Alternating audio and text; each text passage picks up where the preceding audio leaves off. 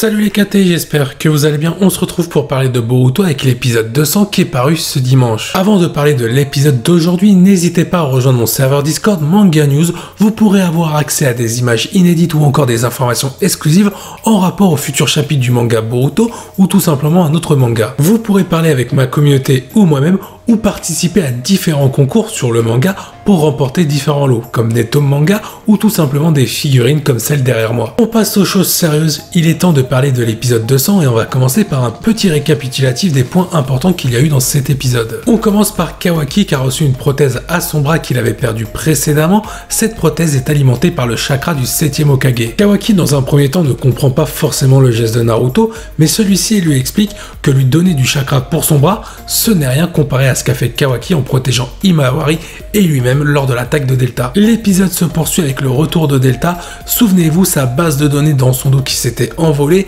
est parvenue à rentrer jusqu'à Kara pour aller sur un autre cyborg, une copie de Delta, afin que celle-ci soit réactivée. Et oui, Amado, il a vu les promotions pour 2 achetés, une gratuite, il en a profité, il a pris 3 Delta. Évidemment, la défaite de Delta ne passe pas inaperçue dans Kara, elle se fait moquer notamment par Boro et Code. Ensuite, Jigen finit par arriver et lui explique qu'est-ce qui s'est passé en réalité, et Delta dit qu'elle est furieuse envers Kajin Koji, car celui-ci, au lieu de capturer Kawaki, il cherche des informations, ce qui a donc d'inquiéter un peu Jigen, qui lui demande par curiosité que recherche Kajin Koji à propos de ces informations. Et là, Delta lui informe qu'un autre gamin, à part Kawaki, possède le Kama. D'ailleurs, Code fait une remarque à Delta en disant le Kama, celui que tu as vu, c'est celui de Naruto Uzumaki en rapport à la défaite de Momoshiki. Et Delta lui dit non, et d'un coup on a Code qui dit alors c'est Sasuke Uchiwa. Et Delta lui dit non, c'est Boruto Uzumaki, le fils de Naruto. Ce qui est intéressant sur cette scène-là, c'est qu'on voit qu'en réalité Kara était bel et bien informé sur le monde Shinobi, notamment le combat qui a eu lieu entre Naruto Sasuke versus Momoshiki, ainsi que la défaite de celui-ci. Mais comme on a pu le constater, certaines informations étaient erronées, car ils pensaient tous qu'en réalité le Kama était à Naruto et non à Boruto. On se retrouve ensuite dans le bureau du Hokage entre Shikamaru et Naruto qui sont pas forcément d'accord en rapport avec les méthodes utilisées par Naruto sur le fait de protéger Kawaki et sur la situation qui s'est produite avec Delta. Shikamaru estime que Naruto met en danger le village de Konoha et ses habitants. Cependant, Naruto lui explique que c'est la meilleure des façons pour avoir des informations en rapport avec Kara, ce que Sasuke d'ailleurs confirme parce qu'il est aussi dans le bureau,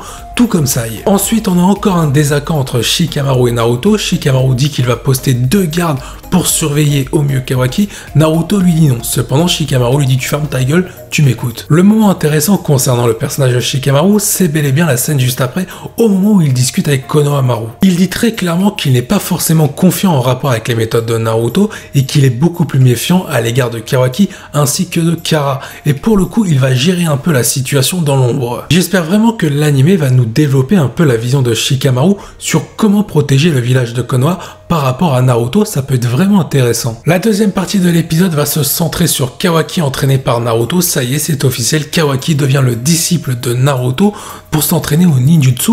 Et d'un côté, on a Sasuke qui entraîne Sarada au Chidori. J'ai d'ailleurs aimé les références qui a eu lieu sur ces deux scènes. Sasuke qui parle du Chidori, qui est une transmission en termes de technique de la part de Kakashi.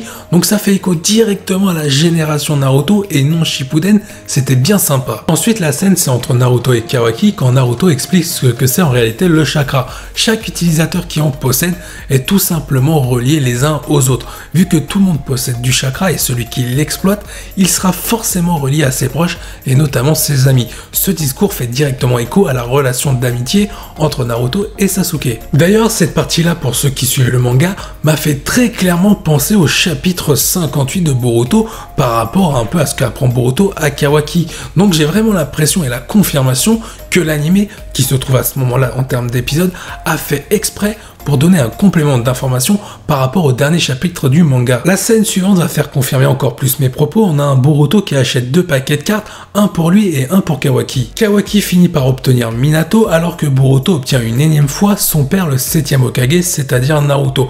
Kawaki propose donc un échange pour obtenir la carte Naruto. C'est d'ailleurs à ce moment-là qu'on voit pour la première fois dans l'anime Kawaki admirer Naruto clairement. L'épisode va se terminer avec Kawaki en train de recoller le vase entièrement, mais il lui manque une pièce. Alors il décide de descendre dans la maison de Naruto pour aller récupérer cette potentielle pièce, mais il n'a pas l'autorisation de Kurama car Naruto dort à côté en rapport avec son bras et Kurama lui dit clairement « Ne bouge pas de cette pièce sinon tu auras affaire à moi ». Pour la première fois, Kawaki a en face de lui le monstre qu'il y a à l'intérieur de Naruto qui à l'époque, à cause de lui, était rejeté. On passe au thème suivant, la fidélité de l'épisode par rapport au manga. Pour moi, cet épisode, il respecte parfaitement la trame du manga sur les points principaux et en plus de ça, il permet de rajouter des infos complémentaires que le manga n'a pas forcément exploité. Et pour ça, le scénario sur le développement de cet épisode, il est très bon. De plus, la force de cet épisode, et ça vient de quelques épisodes depuis un certain temps, c'est qu'ils parviennent à rajouter de l'inédit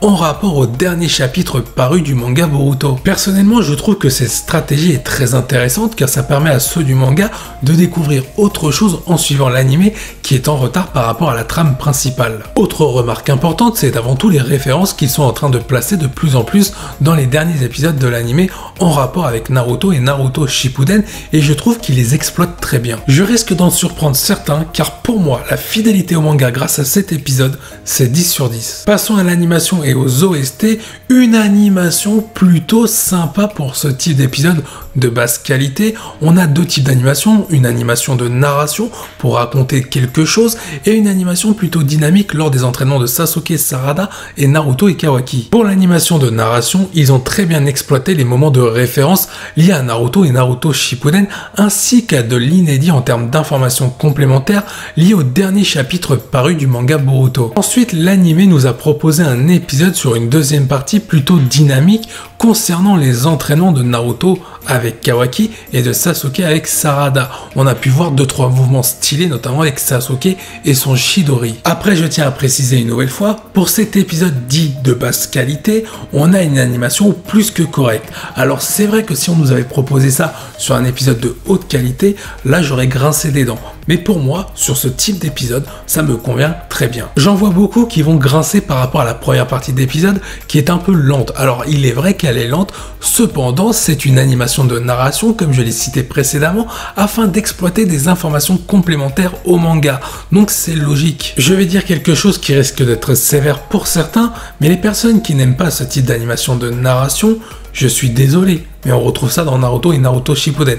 Ça veut dire que vous n'aimez pas l'histoire, le développement qui correspond à Boruto, car sur ce type d'épisode, avec ce type d'animation, c'est le même qu'à l'époque. C'est que vous n'aimez tout simplement pas le style de scénario que représente l'univers de Naruto, avec Boruto inclus. Pour la partie animation de narration, je mettrai la note de 9,5 sur 10 et pour l'animation dynamique qu'on a eu sur les entraînements, les deux du coup, je mettrai la note de 8 sur 10. On passe aux OST et là j'ai une agréable surprise car je vais donner la note d'entrée. Pour moi, c'est 10 sur 10.